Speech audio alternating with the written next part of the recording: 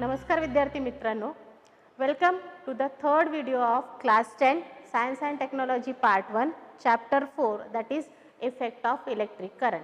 मागील व्हिडिओमध्ये आपण magnetic effect of electric current बद्दल माहिती घेतलेली आहे. आता तोच magnetic effect of electric current याचा अभ्यास आपण पुढे करणार आहोत. इथे आपल्याला बघायचं आहे force acting on a current carrying conductor in a magnetic field. He activity आपल्या बुकमध्ये दिलेली आहे आणि या ॲक्टिव्हिटीचा आपल्याला या ठिकाणी अभ्यास करायचा आहे. काय दिलेलं आहे ॲक्टिव्हिटीमध्ये बघा, इथे दिलेलं आहे की एक आहे हॉर्सशू मॅग्नेट आणि त्या हॉर्सशू मॅग्नेटला आपण स्टँडच्या सहाय्याने होल्ड करून ठेवलेलं आहे. दुसरं बाजूला आपला आणखी एक स्टँड आहे आणि त्या स्टँडच्या सहाय्याने आपण एका कंडक्टरला होल्ड करून ठेवले. कशा पद्धतीने होल्ड केलंय की हा जो हॉर्सशू मॅग्नेट आहे त्याच्या मधोमध अशा पद्धतीने ते कंडक्टर राहील. या कंडक्टर मधून आपल्याला करंट फ्लो करायचा आहे आणि करंट फ्लो करण्यासाठी आपण minimum component that is battery आणि प्लग की लावलेला आहे. प्लग कीचा उपयोग मी तुम्हाला याआधी पण सांगितलेला आहे करंटला ऑन ऑफ करण्यासाठी आणि बॅटरीमुळे या कंडक्टरवरून करंट फ्लो होईल. सुरुवातीला जेव्हा कंडक्टर मधून कुठलाही करंट फ्लो होत नाही त्यावेळेला आपल्याला अशा पद्धतीची डायग्राम या ठिकाणी दिलेली आहे. बघा इथे हा हॉर्सशू मॅग्नेट आहे आणि याच्या मधोमध आपण काय केलंय, कॉपर वायर कंडक्टर होल्ड केलेला आहे. जेव्हा करंट कुठलाही करंट या कंडक्टर मधून फ्लो होत नाही त्यावेळेला आपल्या असं लक्षात येते की हा जो कंडक्टर आहे हा कसा आहे, स्ट्रेट आहे, त्याचं कुठेही डिफ्लेक्शन झालेलं नाही. पण जेव्हा आपण या कंडक्टर मधून करंट फ्लो करतो त्यावेळेला जेव्हा कंडक्टर मधून फ्लो होणाऱ्या करंटचं डायरेक्शन कसं आहे बघा, इथे ॲरोनी दिलेला आहे अपवर्ड डायरेक्शन आहे. जेव्हा कंडक्टर मधून फ्लो होणाऱ्या करंटचं डायरेक्शन अपवर्ड आहे त्यावेळेला हा कंडक्टर बेंड होतो आहे इनवर्ड. या मॅग्नेटच्या आतमध्ये अशा पद्धतीने इनवर्ड तो बेंड होतो because some force is acting on that conductor आणि त्या फोर्सच्या इफेक्टमुळे हा जो कंडक्टर आहे इनवर्ड बेंड होतो. नेक्स्ट टाइम आपण काय करणार आहोत की ही जी बॅटरी आहे या बॅटरीचं डायरेक्शन बदलू म्हणजे करंटचं पण डायरेक्शन बदलेल आणि करंटचं डायरेक्शन बदलल्यामुळे या वेळेला सुद्धा कंडक्टर मधून फ्लो होणारा जो करंट आहे त्याचं डायरेक्शन आहे डाऊनवर्ड आणि डाऊनवर्ड डायरेक्शन असल्यामुळे आता फोर्स अप्लाय होतो कंडक्टरवर आणि त्या फोर्समुळे तो जो कंडक्टर आहे तो आउटवर्ड बेंड होत आहे. कसा होत आहे, आउटवर्ड बेंड होत आहे. म्हणजेच जो कंडक्टर आहे त्या कंडक्टर मधून फ्लो होणारा करंट मॅग्नेटमुळे तयार होणारा जो मॅग्नेटिक फील्ड आहे तो मॅग्नेटिक फील्ड आणि त्या मॅग्नेटिक फील्डमुळे जो फोर्स जनरेट होणार आहे या तिघांचा काहीतरी रिलेशन आहे. हे रिलेशन समजण्यासाठी आपण पुढचा भाग बघणार आहोत. हे रिलेशन काय आहे, हे रिलेशन आपण फ्लेमिंग्स लेफ्ट हँड रूलच्या द्वारे समजून घेऊ. फ्लेमिंग्स लेफ्ट हँड रूल कशाबद्दलचं रिलेशन देतो आपल्याला, रिलेशन कशाबद्दलचं सांगतो, direction of magnetic field, direction of current flowing through the conductor and the force of magnetic force बद्दलचा रिलेशन आपल्याला सांगतो. इथे फ्लेमिंग्स लेफ्ट हँड रूल आहे म्हणून आपण बघूया लेफ्ट हँड मधले 3 fingers we have to stretch 3 fingers, thumb, first finger ज्याला आपण इंडेक्स फिंगर म्हणतो आणि middle finger. You have to stretch these 3 fingers such that they are perpendicular to each other. म्हणजे थंब आणि इंडेक्स फिंगर यांच्यामध्ये 90चा angle आहे. तसंच हा जो इंडेक्स फिंगर आहे आणि मिडल फिंगर यांच्यामध्ये सुद्धा कितीचा अँगल आहे, 90चा अँगल आहे. It means that these 3 fingers are perpendicular to each other. Like this तुम्हाला काय करायचं आहे, you have to stretch these 3 fingers of left hand. Okay. Then the index finger, first आपल्याला टार्गेट काय करायचं आहे, इंडेक्स फिंगर काय शो करेल आपल्याला, index finger will give the direction of magnetic field. Index finger काय देणार आहे, डायरेक्शन ऑफ मॅग्नेटिक फील्ड. मग मिडल फिंगर काय देतं? Direction of current, the direction of current which flows through the conductor. Then thumb will give the direction of force which acts on the conductor. In this way, by using Fleming's left hand rule, you can give the relation between direction of magnetic field, direction of current and the direction of force which acts on the conductor. जर exam मध्ये आलं तर आपल्याला अशा पद्धतीने त्याचं statement लिहिणं आवश्यक आहे. According to this rule, the left hand thumb, index finger and the middle fingers are stretch so as to perpendicular to each other. हे तिन्ही फिंगर्स जे आहेत ते कसे राहणार आहेत? एकामेकांना परपेंडिक्युलर राहणार आहेत. तेव्हा जो इंडेक्स फिंगर आहे, पहिल्यांदा आपल्याला इंडेक्स फिंगर सांगणे आवश्यक आहे. इंडेक्स फिंगर काय शो करेल? Direction of magnetic field. नंतर जो मिडल फिंगर आहे तो काय दाखवणार आहे? Direction of current. आणि जो थंब आहे तो काय दाखवणार आहे? Force on the conductor. अशा पद्धतीने आपल्याला या तीनही direction of magnetic field, direction of current आणि फोर्स ऑफ कंडक्टर यांचा रिलेशन दाखवता येईल. याचा उपयोग आपल्याला पुढे इलेक्ट्रिक मोटरमध्ये होणार आहे. आता आपल्या घरी असे अप्लायन्सेस आहेत जसं वॉशिंग मशीन, मिक्सर आणि फॅन. या तिन्ही अप्लायन्सेसमध्ये काय कॉमन आहे? जरी काम वेगवेगळं आहे पण यांच्यामध्ये एक कॉमन थिंग आहे, ती म्हणजे या सगळ्यांमध्ये जी एक मशीन आहे की नाही ती सर्क्युलर फिरते. काय फिरते? सर्क्युलर. फॅनचं पातं सर्क्युलर फिरतं. इथे मिक्सर मधलं जो मध्ये स्टँड मध्ये जी चक्री असते ती सर्क्युलर फिरते. आणि वॉशिंग मशीन मध्ये कपडे सुद्धा कसे आहेत?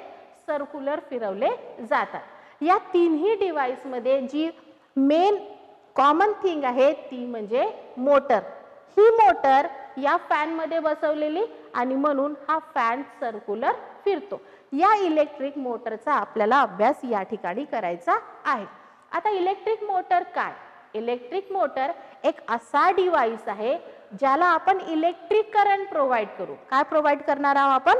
Electric current. जोपर्यंत आपण इथे इलेक्ट्रिक करंट देणार नाही, we have to provide electric current. आणि त्या इलेक्ट्रिक करंट मुळे आपल्याला काय मिळेल? Mechanical energy. इलेक्ट्रिकल एनर्जीचं कन्व्हर्शन मेकॅनिकल एनर्जी. इलेक्ट्रिक मोटरची डेफिनेशन लिहिताना हे दोन वाक्य लक्षात ठेवायचे. कुठले? Electrical energy to mechanical energy. म्हणून इलेक्ट्रिक मोटर एक असा डिव्हाइस आहे जो काय कन्वर्ट करतो? इलेक्ट्रिकल एनर्जीला मेकॅनिकल एनर्जीमध्ये कन्वर्ट करतो. आणि याचा यूज आपण वेगवेगळ्या अप्लायन्सेसमध्ये बघतोय. आता ही जी इलेक्ट्रिक मोटर आहे ही काम कसं करते? काम करतोय हे त्याचं एक स्कीमॅटिक डायग्राम दिलेला आहे. ॲक्च्युली मोटर अशी नसते, पण मोटर कसं वर्क करते हे शिकण्यासाठी आपल्याला या ॲनिमेशनचा उपयोग होईल. ॲक्च्युली मोटरचं वर्क काय आहे ते आपण पुढे बघूया. आपल्या बुकमध्ये दिलेली जी डायग्राम आहे ती डायग्राम अशा पद्धतीने आहे आणि या डायग्रामच्या सहाय्याने आपल्याला construction and working of electric motor बघायचं आहे. या ठिकाणी तुमच्या लक्षात येतंय की इथे आहे नॉर्थ अँड साऊथ पोल असणारे मॅग्नेट. पण असा कुठलाही मॅग्नेट नसतो ज्याचा नॉर्थ पोल वेगळा आणि साऊथ पोल वेगळा आहे. तर या ठिकाणी काय आहे? या ठिकाणी एक अखंड हॉर्सशू मॅग्नेट आहे आणि हा हॉर्सशू मॅग्नेटचं हे आहे नॉर्थ पोल आणि हे आहे साऊथ पोल. म्हणजे पहिला कंपोनंट कोणता आहे आपला? Strong magnet. तर स्ट्रॉंग मॅग्नेट, हॉर्सशू मॅग्नेट हा पहिला कंपोनंट. या इलेक्ट्रिक मोटरच्या कन्स्ट्रक्शन मध्ये आपल्याला पहिले वापरायचं आहे strong magnet. It is a horseshoe magnet. या मॅग्नेटच्या मधोमध आपल्याला एक कॉईल दिलेली आहे. Coil A B C D. A B C D ही कॉईल दिलेली आहे. कॉईल या ठिकाणी रिप्रेझेंटेशन साठी फक्त एक सिंगल वायर दाखवलेली आहे, पण ही सिंगल वायर नाही. तर ही सिंगल वायर नसून इथे काय केलंय की एक आयरन कोर आहे आणि या आयरन कोरच्या अराउंड आपल्याला कॉपर वायर गुंडाळल्या गेलेली आहे आणि म्हणून तिला काय म्हणतो आपण, आर्मचर कॉईल.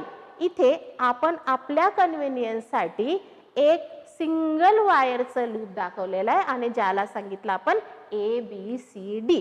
आर्मचर कॉईलच्या एंडमध्ये स्प्लिट रिंग वापरली आहे. जर ही अखंड रिंग असेल आणि हिला मधून आपण कट केलं तर याचे दोन भाग होतील आणि म्हणून याला काय म्हटलंय, स्प्लिट रिंग. काय म्हटलंय, स्प्लिट रिंग. आणि ह्या स्प्लिट रिंगला हे शेवटचे टर्मिनल या ठिकाणी जोडलेले आहेत. या कॉईलला फ्रीली मूव्ह होण्यासाठी इथे वापरलंय एक्सेल. काय वापरलंय, एक्सेल. एक्सेलच्या सहाय्याने ही कॉईल या ठिकाणी रोटेट होत जाईल. म्हणजे मूव्हिंग पार्ट कोणता आहे, मूव्हिंग पार्ट आहे आपल्याकडे आर्मचर कॉईल, एक्सेल आणि स्प्लिट रिंग. या स्प्लिट रिंगच्या बाजूला इथे दोन कार्बन ब्रशेस वापरलेले आहेत.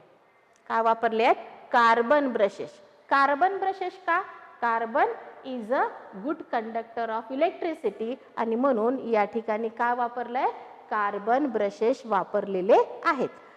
कार्बन ब्रशेस याला आहे जोडून कंडक्टर आणि या कंडक्टरच्या टर्मिनलला वापरली आहे बॅटरी आणि प्लग की. मग या पूर्ण कन्स्ट्रक्शन मध्ये मूव्हिंग पार्ट कोणता, तर मूव्हिंग पार्ट आहे आर्मचर कॉईल, स्प्लिट रिंग आणि एक्सेल. आणि जो स्टेशनरी पार्ट आहे तो कोणता आहे, तर तो आहे हे कार्बन ब्रश आणि ही कंडक्टरची असणारी कॉईल. इथे आपण बघणार आहोत working of electric motor. Electric मोटरचं कन्स्ट्रक्शन काय आहे ते आपण आधीच्या स्लाइडमध्ये बघितलेलं आहे. आता ही जी इलेक्ट्रिक मोटर आहे ही कोणत्या प्रिन्सिपलवर काम करतं, the current carrying conductor when placed in a magnetic field experience the force and the direction of force is given by Fleming's left hand rule. आता फ्लेमिंग्स लेफ्ट हँड रूल मध्ये आपण म्हणतो की index finger जी आहे ती index finger काय दाखवते, it gives the direction of magnetic field. Then the middle finger shows the direction of current. Then the force acting on the conductor is gives by thumb. थंबचं direction काय दाखवते की force जो कंडक्टरवर act होत आहे त्याचं डायरेक्शन काय आहे. पहिल्यांदा ABCD ही आर्मचर कॉईल ह्या दोन स्ट्रॉंग मॅग्नेटिक फील्डच्या मध्ये आहे. आर्म AB आणि आर्म CD वर कशा पद्धतीने फोर्स ऍक्ट होतो तो आपण या ठिकाणी फ्लेमिंग्स लेफ्ट हँड रूलच्या सहाय्याने बघणार आहोत. इथे बघा की इथे बॅटरी लावलेली आहे आणि ही जी बॅटरी आहे ही बॅटरी मधून फ्लो होणारा जो करंट आहे या करंटचं डायरेक्शन कशा पद्धतीने आहे, from positive terminal to the negative terminal. आता करंटचं डायरेक्शन अशा पद्धतीने आहे आणि डायरेक्शन ऑफ करंट आपण कोणत्या फिंगरने दाखवतो, आपण दाखवतो तो या मिडल फिंगरने. Okay, the middle finger gives the direction of current flowing through the conductor. Then the magnetic field lines are from north pole to south pole. या मॅग्नेटिक लाइन्स ऑफ फोर्सचं डायरेक्शन आपण कोणत्या फिंगरने दाखवतो, इंडेक्स फिंगरने. Okay, then thumb will gives the direction of force acting on the conductor. आणि म्हणून जर मी अशा पद्धतीने आपले फिंगर स्ट्रेच केले तर थंबचं डायरेक्शन काय आहे, थंबचं डायरेक्शन आहे इनवर्ड डायरेक्शन मध्ये. थंब कुठे जातो, इनवर्ड डायरेक्शन मध्ये जातो. म्हणजे आर्म AB ही जी आहे ती आतमध्ये रोटेट होईल. जर AB आर्म जर इनवर्ड जात असेल अशा पद्धतीने AB आर्म जर इनवर्ड जात असेल तर CD आर्म कशी येईल, आउटवर्ड येईल. CD आर्म कशी येईल, आउटवर्ड होईल. कशा पद्धतीने, याला सुद्धा आपण फ्लेमिंग्स लेफ्ट हँड रूलच्या सहाय्याने बघू शकू की CD मधून फ्लो होणारा करंट जो आहे त्याचं डायरेक्शन आहे डाऊनवर्ड आणि हा डाऊनवर्ड डायरेक्शन आपण मिडल फिंगरच्या सहाय्याने दाखवतो. हा जो फिंगर आहे इंडेक्स फिंगर, इंडेक्स फिंगर काय देतो, direction of magnetic field. Then thumb will gives the direction of force which acts on the conductor. आणि म्हणून आपला हा जो थंब आहे हा आउटवर्ड डायरेक्शन मध्ये आहे आणि म्हणून CD आर्म जी आहे ती आउटवर्ड डायरेक्शन मध्ये येईल. जेव्हा डायरेक्शन ऑफ करंट कुठे आहे, from A to B and then C to D.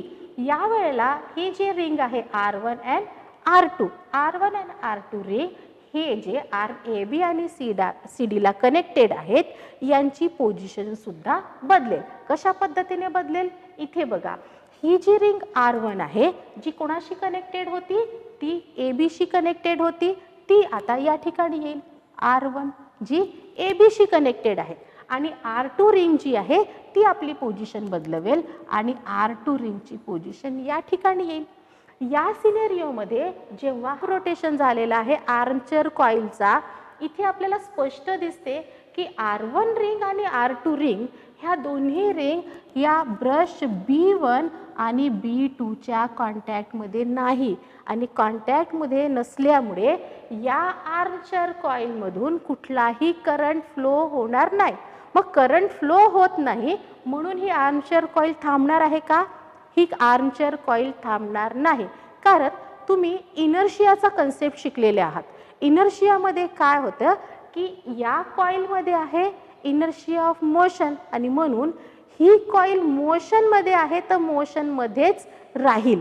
बरोबर आहे. आणि मोशनमध्ये राहूनच तिला ही तिसरी स्टेट मिळेल. आता एक हाफ रोटेशन झाल्याच्या नंतर ए बी आर्मनी आपली साईड चेंज केलेली आहे. म्हणजे ए बी आर्मच्या ऐवजी आपल्याला या ठिकाणी दिसते सी डी आर्म आणि सी डी आर्मच्या ऐवजी दिसते आहे ए बी आर्म. या ठिकाणी तुम्ही बघा की जो मॅग्नेटिक फील्ड आहे आणि direction of current, direction of current अशाच पद्धतीने आहे from positive terminal to the negative terminal आहे. डायरेक्शन ऑफ करंट या सी डी आर्म मधून जाणारा करंट कसा आहे? Top to bottom. म्हणजेच आपला जो मिडल फिंगर आहे तो काय देतो? Direction of current. मग आपलं इंडेक्स फिंगर काय देतो? Direction of magnetic field. आणि मग थंब काय देईल? Thumb will gives the direction of force acting on the conductor. आणि म्हणून ही जी सी डी आर्म आहे ही सी डी आर्म सुद्धा कुठे जाईल? सी डी आर्म जाईल इनवर्ड डायरेक्शनमध्ये जाईल. सी डी आर्म ही इनवर्ड डायरेक्शनमध्ये जाणार आहे.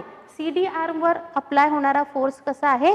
इनवर्ड. मग सी डी आर्म इनवर्ड आहे तर ए बी आर्म कुठे येईल? आउटवर्ड डायरेक्शनमध्ये राहील. बरोबर. आणि ह्या ए बी आर्मवर अप्लाय होणारा फोर्स आणि सी डी आर्मवर अप्लाय होणारा फोर्स या दोन्ही फोर्सचं डायरेक्शन कोण देतो आपल्याला? Fleming's left hand rule.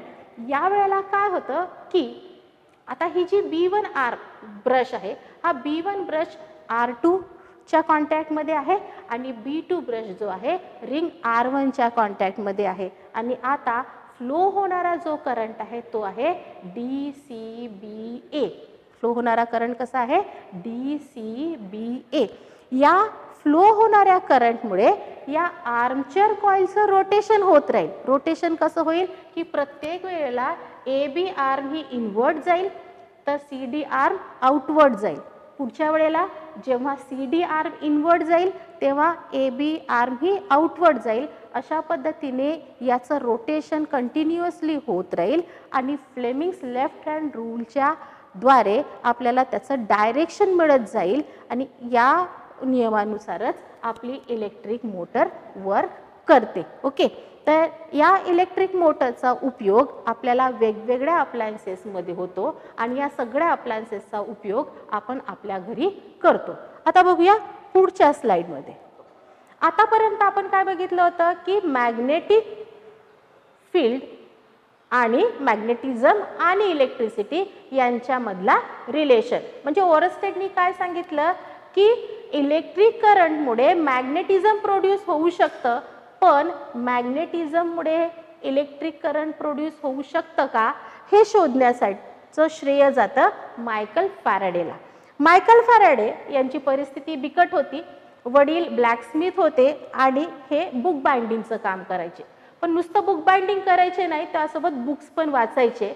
आणि ते बुक्स वाचता वाचता त्यांचं असं लक्षात आलं की जर इलेक्ट्रिसिटी मॅग्नेटिझम प्रोड्यूस करू शकत असेल तर मॅग्नेटिझम हे इलेक्ट्रिसिटी प्रोड्यूस करू शकतं.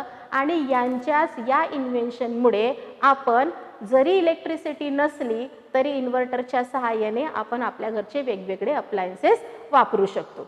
इथे एक ॲनिमेशन दिलेलं आहे. या ॲनिमेशनमध्ये काय? एक सोलेनॉइड आहे आणि या सोलेनॉइडच्या टर्मिनलमध्ये काय वापरलाय? एक गॅल्व्हनोमीटर. गॅल्व्हनोमीटरचा यूज तुम्हाला माहिती आहे. गॅल्व्हनोमीटर काय करतो? तो दाखवतो presence of current and also the direction of करंट. या सॉलेनॉइडच्या मध्ये काय केलं? हा जो मॅग्नेट आहे त्या मॅग्नेटला इनवर्ड आणि आउटवर्ड, इनवर्ड आणि आउटवर्ड अशा पद्धतीने मूव्ह करत आहे. या मॅग्नेटचे मॅग्नेटिक लाईन्स ऑफ फोर्स असतील आणि ह्या मॅग्नेटिक लाईन्स ऑफ फोर्स जेव्हा या सोलेनॉइडच्या मुळे क्रॉस होतील तेव्हा त्या due to that magnetic force इथे करंट जनरेट होतो आणि खरंच करंट जनरेट होत आहे हे कशावरून दिसून येते आपल्याला?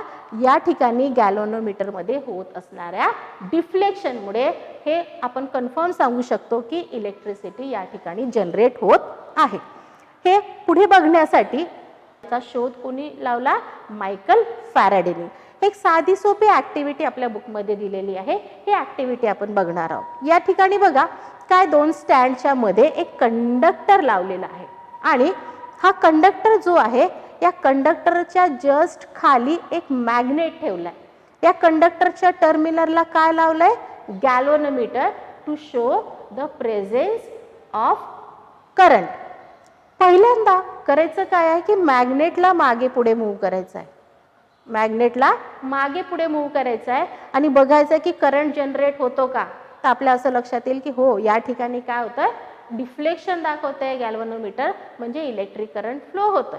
नंतर मॅग्नेटला स्टेशनरी ठेवून फक्त या कंडक्टरची मूवमेंट करायची आहे आणि कंडक्टरची मूवमेंट केल्यानंतर सुद्धा असं लक्षात येतं की हा गॅल्व्हनोमीटर डिफ्लेक्शन दाखवतो. याचा अर्थ काय की एक तर मॅग्नेटिक फील्ड चेंज करून किंवा कंडक्टरची पोझिशन चेंज करून तुम्ही इलेक्ट्रिक करंट जनरेट होतो आहे हे दाखवू शकता. तर ही जी हा जो फिनोमिना आहे या फिनोमिनाला आपण म्हणतोय इलेक्ट्रोमॅग्नेटिक इंडक्शन. तर इलेक्ट्रोमॅग्नेटिक इंडक्शन म्हणजे काय? The process by which a changing magnetic field change होत राहील in a conductor induces a current in another conductor is called electromagnetic induction.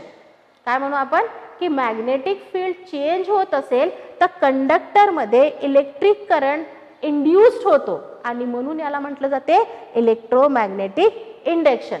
A current can be induced in a conductor either by moving a magnetic field, एक तर magnetic फील्डला move करा किंवा या कंडक्टरला move करा जेणेकरून आपल्याला या कंडक्टरमध्ये इलेक्ट्रिक करंट इंड्यूस्ड करता येईल.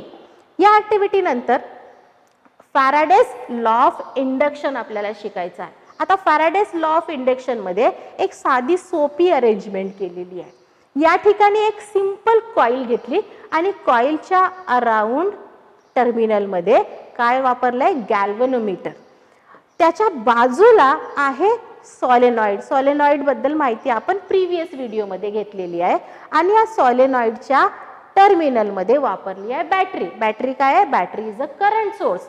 इथून जेव्हा करंट फ्लो होईल, जेव्हा आपण की ऑन करू काय होईल? करंट फ्लो होईल आणि करंट फ्लो झाल्यामुळे हा जो सॉलेनॉइड आहे हा सॉलेनॉइड ऍक्ट कसा करेल? It behaves like a magnet आणि हा मॅग्नेटिक फील्ड जनरेट करेल. या मॅग्नेटिक फील्डच्या जनरेशनमुळे या कॉइलमध्ये इलेक्ट्रिक करंट इंड्यूस्ड होतो किंवा नाही हे आपल्याला तपासायचं आहे. Whenever the number of magnetic lines of force passing through the coil changes current is induced in the coil. Solenoid मध्ये जे मॅग्नेटिक लाईन्स ऑफ फोर्स आहेत या मॅग्नेटिक लाईन्स ऑफ फोर्स मुळे कॉइल मध्ये जर करंट इंड्यूस्ड होत असेल, okay, या लॉला म्हटलं आहे फॅराडेज लॉ ऑफ इंडक्शन. आता फॅराडेज लॉ ऑफ इंडक्शन कशा पद्धतीने आपल्याला ऑपरेट करायचं आहे ते बघू. बघा या ठिकाणी अरेंजमेंट प्रीवियस ऍक्टिव्हिटी सारखीच आहे. या ठिकाणी सॉलेनॉइड कॉइल, त्याच्या टर्मिनलमध्ये बॅटरी वापरली आहे आणि बॅटरी लावल्यामुळे due to the flow of current this solenoid will act as a magnet. पहिल्यांदा काय केलं की सॉलेनॉइड कॉइल जी आहे तिला मूव्ह केलाय कोणाला मूव्ह केलं? सॉलेनॉइड कॉइलला मूव्ह केलं आहे आणि म्हणून इथे अशा पद्धतीने ॲरो दिले, सॉलेनॉइड कॉइलला काय केलं? मूव्ह केलं आणि मूव्ह केल्यामुळे ज्या मॅग्नेटिक लाईन्स ऑफ फोर्स आहेत त्या क्रॉस होतील. कशामुळे? ही कॉइल जी आहे या कॉइलमधून पास होणाऱ्या किती मॅग्नेटिक लाईन्स ऑफ फोर्स आहे त्यांची संख्या कमी जास्त होत राहील due to the movement of solenoid coil. आणि सॉलेनॉइड कॉइलमुळे मध्ये करंट फ्लो झाल्यामुळे जो मॅग्नेटिक फील्ड तयार झाला त्या मॅग्नेटिक फील्डच्या मॅग्नेटिक लाईन्स ऑफ फोर्स ह्या कॉइलला क्रॉस करतायत आणि त्यांची संख्या कमी जास्त झाल्यामुळे the current will induced in the coil which can be observe with the help of galvanometer. या ठिकाणी गॅल्व्हनोमीटर काय करेल? डिफ्लेक्शन दाखवेल. सॉलेनॉइड कॉइलची मूवमेंट केली आणि करंट कुठे इंड्यूस झाला? कॉइलमध्ये. नेक्स्ट टाइम याच ऍक्टिव्हिटीला काय करायचं आहे की instead of moving solenoid coil move काय करायचं आहे?